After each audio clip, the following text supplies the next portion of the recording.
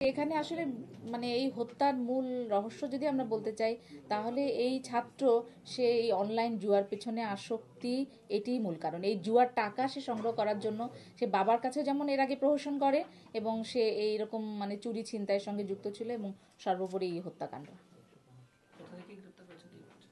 আমরা তাকে চট্টগ্রামের হাটহাজারী থেকে গ্রেপ্তার করি হয় 26 তারিখ বৃহস্পতিবার 2024 সালে। সেই রাতের পর থেকেই আমরা যখন থেকেই ঘটনার সংবাদ শুনতে পাই, তখন আমাদের ক্রাইম সিন টিম সেখানে যায়, এবং তখন থেকে আমরা আসলে ছায়া তদন্তটা শুরু করি, এবং খুব দ্রুতই আমরা কিন্তু সাসপেক্টে আইডেন্টিফাই করি। শুধু আমরা গ্রেপ্তারের অপেক্ষায় ছিলাম, এবং এরপরে আমার ছায়া তদন্ত আমাদের চলমান ছিল। এর মধ্যে আমরা গোপনে বিভিন্ন রকমভাবে প্রতিষ্ঠানের সঙ্গে, তার পরিবারের সঙ্গে, সবার সঙ্গে যোগাযোগ করে যাচ্ছিলাম, যাতে আমরা সহজ উপায়ে তাকে আসলে আনতে পারি। যদি সে আমাদের হাতছাড়া হয়ে যায় তাহলে আমরা তাকে পাবো না।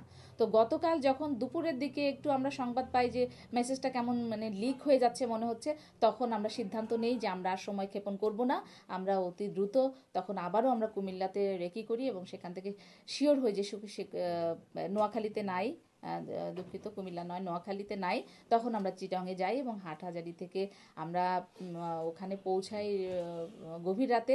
এরপরে মানে রাতভর আসলে বিভিন্ন জায়গায় রেড দিতে হয়, কারণ সে জায়গা পরিবর্তন করছিল।